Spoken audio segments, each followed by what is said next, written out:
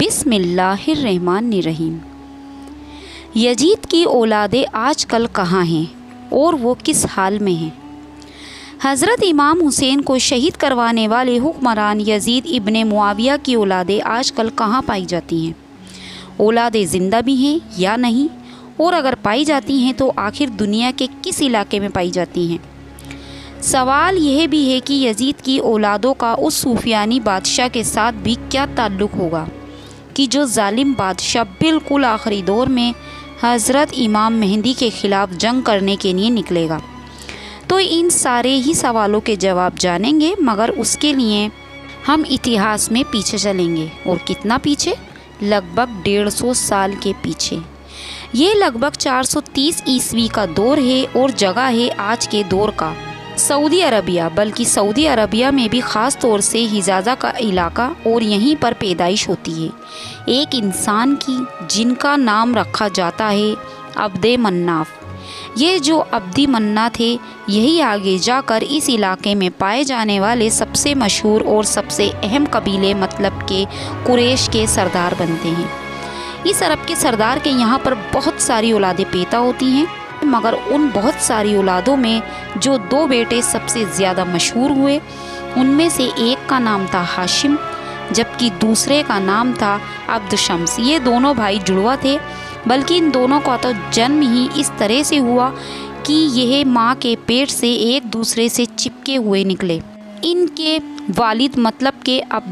عبد منف نے ان دونوں کو تلوار کے ذریعے سے الگ کیا تھا، مگر جیسا کہ روایتوں سے پتہ چلتا ہے کہ اس دور کے نجومیوں نے عبد منف کے اس قدم کو خطرناک بتایا اور خبردار کیا کہ جو تم نے ان دونوں کو الگ کرنے کے لیے تلوار کا استعمال کیا تو اس کی وجہ سے ان دونوں بھائیوں کے بیچ ایک خطرناک دشمنی پیدا ہو سکتی ہے۔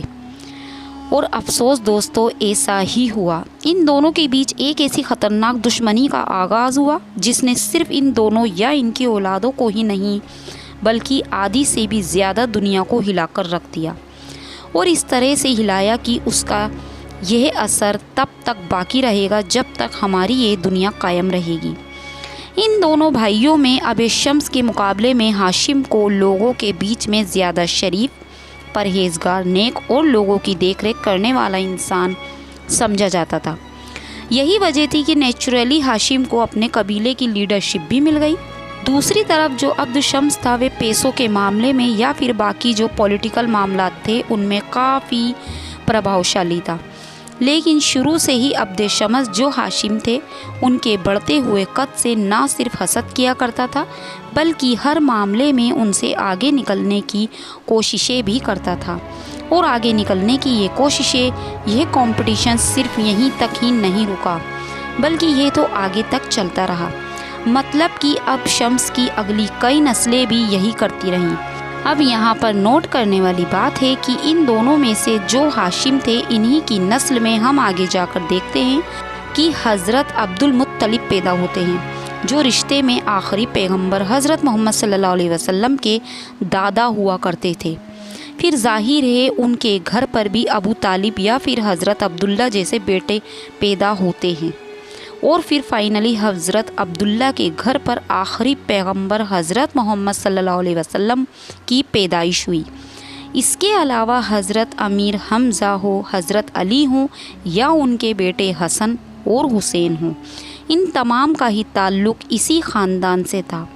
مطلب ہاشم کی اولاد سے تھا۔ اسی لیے ہی ان سبھی کو بنو ہاشم کہا جاتا تھا، جبکہ دوسری طرف جو عبد شمس کی نسل چلی اس کو عرب میں بنو امیہ کہا جاتا تھا، اور اس خاندان کے اندر بھی کئی مشہور صحابی یا مسلم اتہاس کے کئی مشہور لوگوں کی پیدائش ہوئی، جیسا کہ اسلام تیسرے خلیفہ حضرت عثمان غنی کی جن کے نکاح میں باری باری سے پیغمبر علیہ السلام کی 2 بیٹیاں آئیں۔ اس کے علاوہ ابو سفیان یا ان کے بھی بیٹے حضرت امیر معاویہ کی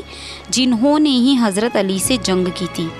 پھر ان کا بھی بیٹا یزید ابن معاویہ کی جس نے ہی پھر بنو ہاشم کے چراغ یعنی کہ نبی علیہ السلام کے نواسے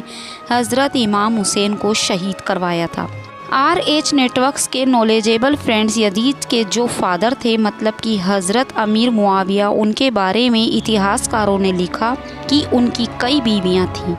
اور ان کئی بیویوں سے کئی اولادیں تھیں۔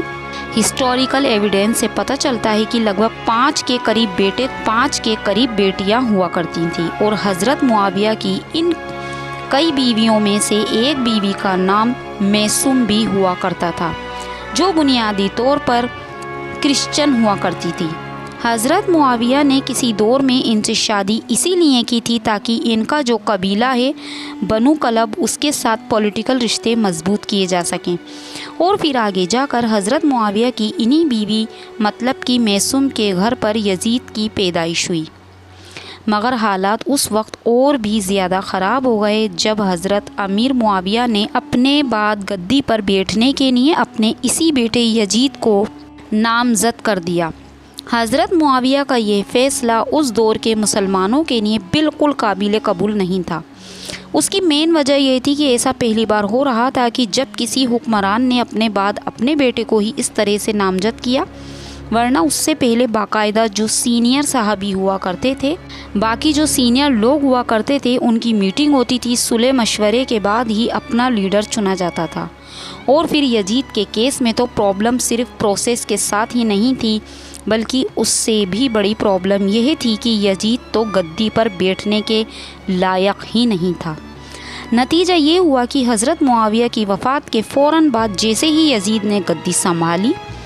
تو پھر کربلا کا وہ دردناک واقعہ پیش آیا جس کو آج بھی سن کر یا پڑھ کر ہماری روح کانپ جاتی ہے۔ دراصل اس نے گدی سنبھالنے کے بعد نبی کریم صلی اللہ علیہ وسلم کے نواسے حضرت امام حسین سے بیعت طلب کی۔ ظاہر ہے کہ یزید کو یہ بات اچھی سے پتہ تھی کہ جب تک حضرت امام حسین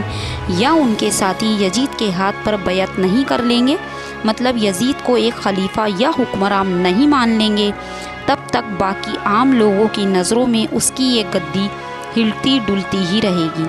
اسی لیے اس نے حضرت امام حسین کو اپنے فیور میں کرنے کے لیے ان کی بیعت لینے کے لیے بھرپور کوششیں کی،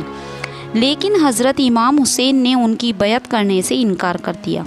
نتیجہ یہ ہوا کہ پھر کربلا کے میدان میں حضرت امام حسین اور ان کے خاندان کے 72 لوگوں کو بے دردی کے ساتھ شہید کر دیا گیا، جبکہ باقی بچی ہوئی عورتوں کو قید کر لیا گیا۔ کربلا کے بعد بھی یزید صرف یہیں پر نہیں رکا، بلکہ اس نے اپنے خلاف مسلمانوں کی طرف سے اٹھنے والی بغاوتوں کو کچلنے کے لیے مکہ مدینہ جیسے مقدس شہروں کا بھی گھیراؤ کیا، بلکہ ان کے اوپر حملے کروائے، جیسا کہ ہسٹوریکل ایویڈنس سے یہ کلیئرلی پتہ چلتا ہے۔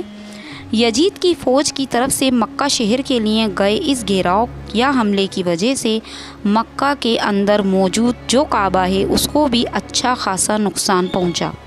اور مکہ کا یہ گھیراؤ، یہ محاصرہ 683 عیسوی مطلب کہ اس وقت تک جاری رہا جب تک خود یزید کی موت نہیں ہو گئی۔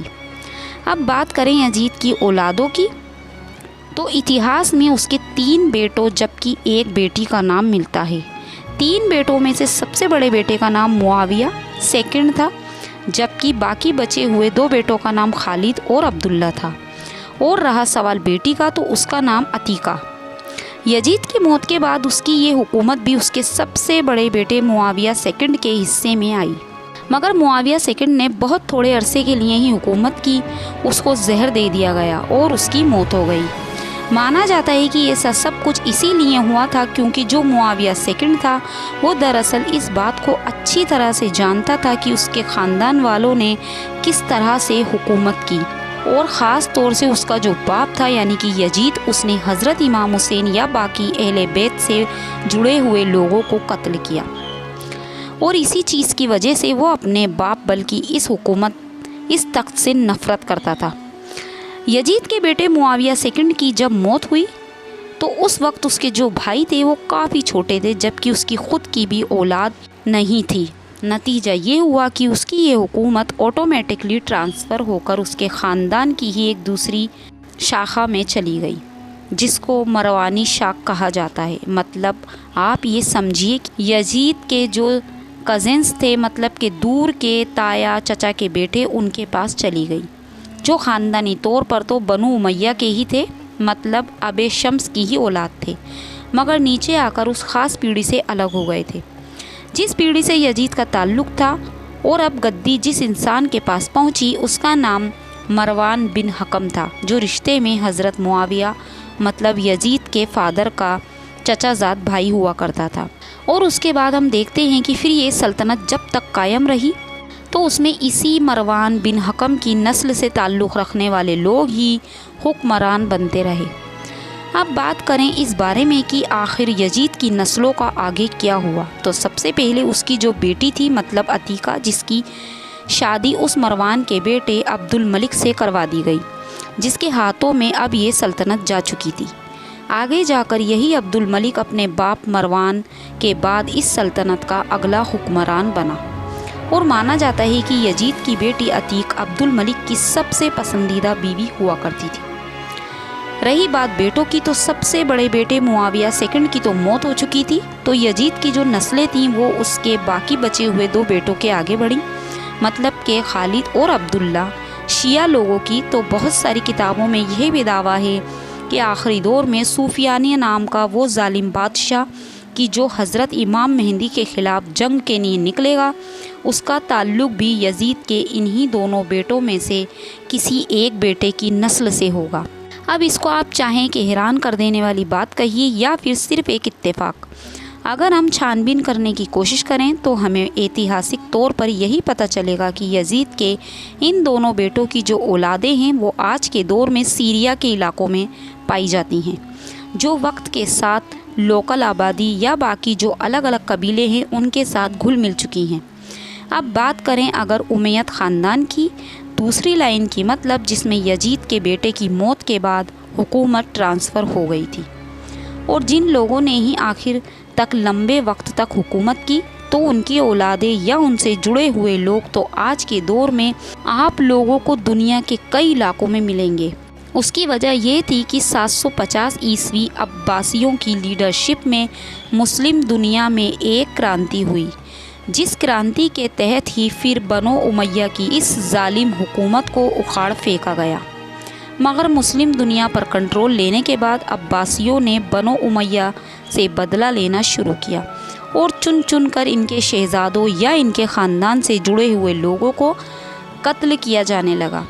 बंदा चाहे उमैयद ख़ानदान की उस लाइन का हो कि जिससे यजीद का ताल्लुक़ था, या फिर मरवान बिन हकम वाली लाइन का हो, बिना किसी भेदभाव के उमैयद ख़ानदान के शहज़ादों को या लोगों को चुन चुन कर कत्ल किया गया। मगर ऐसे माहौल में भी इस ख़ानदान से जुड़े हुए बहुत सारे शहज़ादे या लोग छुपते छुपाते किसी ना किसी तरीके से वहाँ से भागने में कामयाब रहे और दुनिया के अलग अलग इलाकों में जाकर आबाद हो गए और आगे की ज़िंदगी उन्होंने वहीं पर गुजारनी शुरू कर दी। मिसाल के तौर पर आज के दौर में सूडान देश में कुछ ऐसे कबीले पाए जाते हैं जिनके दावे के मुताबिक वो सल्तनत बन उमैया के आखिरी हुक्मरान मतलब कि मरवान सेकंड की औलादों में से हैं। इसके अलावा इसी आखिरी हुक्मरान के पोते की कुछ नस्लें आज स्पेन में पाई जाती हैं और कुछ तो साउथ इंडिया के तमिलनाडु इलाके में जो कोना फैमिली है उसका भी यही क्लेम है कि वे सल्तनत बनु उमैया के इसी आखिरी हुक्मरान मतलब कि मरवान सेकंड की औलादें हैं। उनके मुताबिक अब अब्बासियों ने टेक ओवर कर लिया था,